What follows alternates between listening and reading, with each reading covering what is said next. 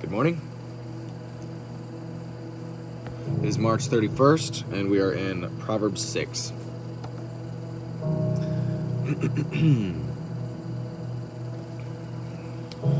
My son, if thou be surety for thy friend, if thou hast stricken thy hand with a stranger, thou art snared with the words of thy mouth. Thou art taken with the words of thy mouth. Do this now, my son, and deliver thyself when thou art come into the hand of thy friend. Go humble thyself, and make sure thy friend. Give not sleep to thine eyes, nor slumber to thine eyelids. Deliver thyself as a roe from the hand of the hunter, and as a bird from the hand of the fowler.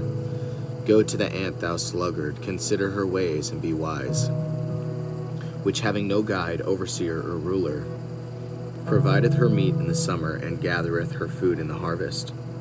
How long wilt thou sleep, O sluggard? When wilt thou arise out of thy sleep? Yet a little sleep, a little slumber, a little folding of the hands to sleep. So shall thy poverty come as one that travaileth, and thy want as an armed man.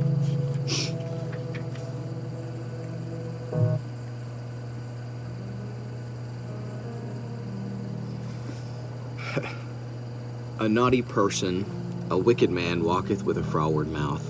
He winketh with his eyes, and speaketh with his feet. He teacheth with his fingers. Frowardness is in his heart. He deviseth mischief continually. He soweth discord. Therefore shall his calamity come suddenly. Suddenly shall he be broken without remedy. These 6 things doth the Lord hate, yea, 7 are an abomination unto him: a proud look, a lying tongue, and hands that shed innocent blood, and heart that deviseth wicked imaginations, feet that be swift in running to mischief, a false witness that speaketh lies, and he that soweth discord among the brethren.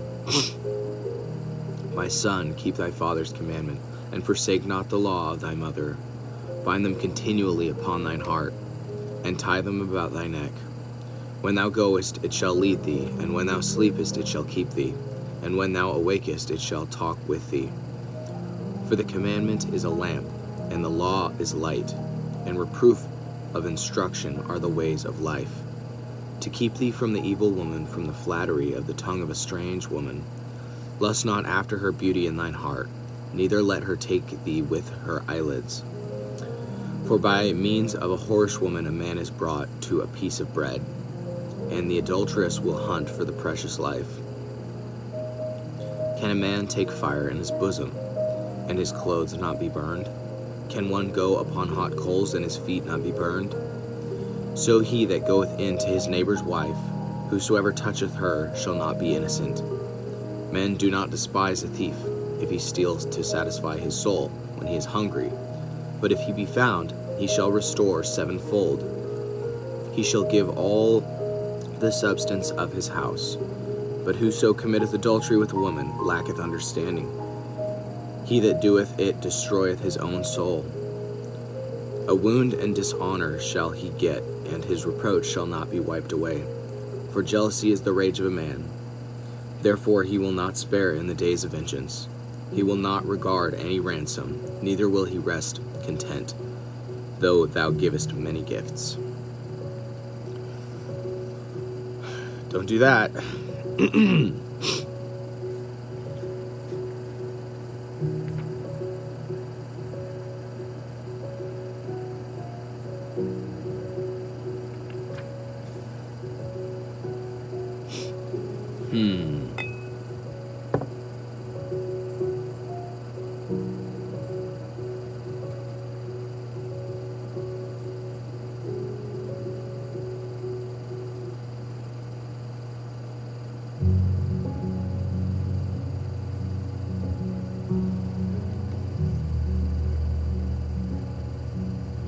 For the commandment is a lamp, and the law is light, and reproof of instruction are the ways of life.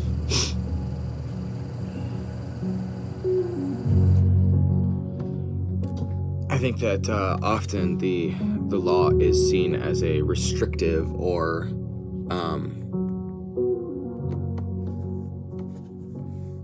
like something that it's almost looked at as evil. I think a lot of people view the Torah and the commandments and the instructions that were given to Moses as something that was like, I don't know why it's so frowned upon today in the larger Christian church. And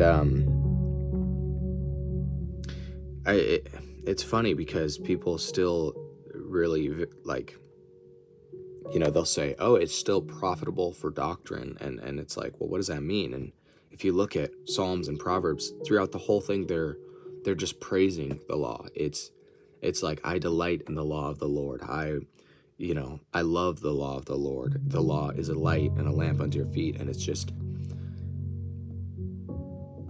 it's like, I don't know what caused us to see it as such a terrible thing. I personally love it. I think it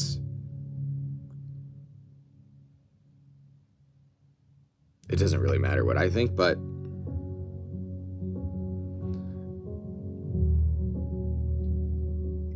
reproofs of instruction are the way of life. And I think that is what the law is for. It is to show you how to live your life. And truth be told, when I find myself living contrary to the law, and yes, I find myself there a lot, and I think so do all. I think that every person, if they were honest, would find themselves breaking the law continually. I mean, that's kind of our humanity, is that we are imperfect beings. And so when I find that I am living contrary to the law, I find that I'm a much, and I know it's not about happiness, but I'm a much less happy individual. I'm more angry. I'm much more sad a lot of the times.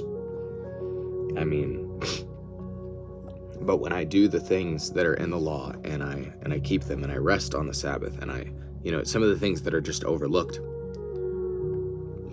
it's like those are the times when I'm, my life is the best. And it's like, if you were to take the spiritual and religious side out of it, which I don't think you can't really separate the two. But if you were, it would still be the best way to live.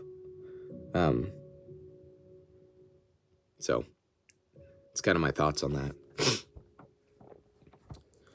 But yeah, I think that it's important to view the whole scriptures and not just read about, because how can you truly understand the love of God and the love of Yahovah, which is the name of God, if you don't read the history? I mean, this whole, like, up until here, this whole chunk of the book is all the history of why Mashiach, Yeshua, needed to come and sacrifice in the way that he did. And there's so much mystery packed into, and symbology packed into this section of scripture that is missed if you just ignore it. And you can,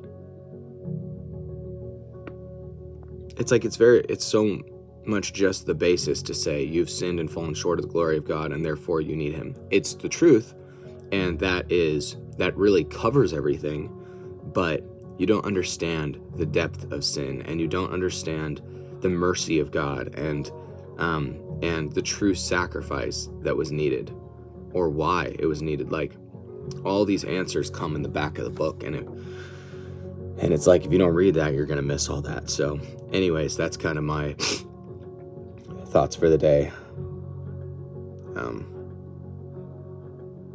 Delight in the law of the Lord, and there's no reason to look at it with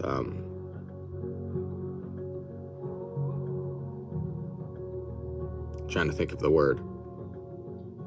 I mean, there's no reason to view it in a negative way.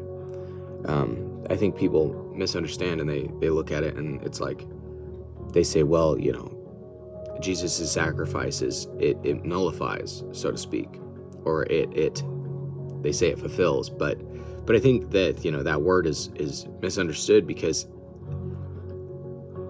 Yeshua, Jesus, was the law incarnate, and that is the whole point. That is the whole point, is that he perfectly fulfilled. He was the living Torah, because he did not violate a single thing in there. And it's like, don't you want to live the way that Jesus lived? Wouldn't that be the best way to live? And that was kind of the whole point, is it's like, this is how you're supposed to do it, and therefore he was qualified to make judgment. But anyways, so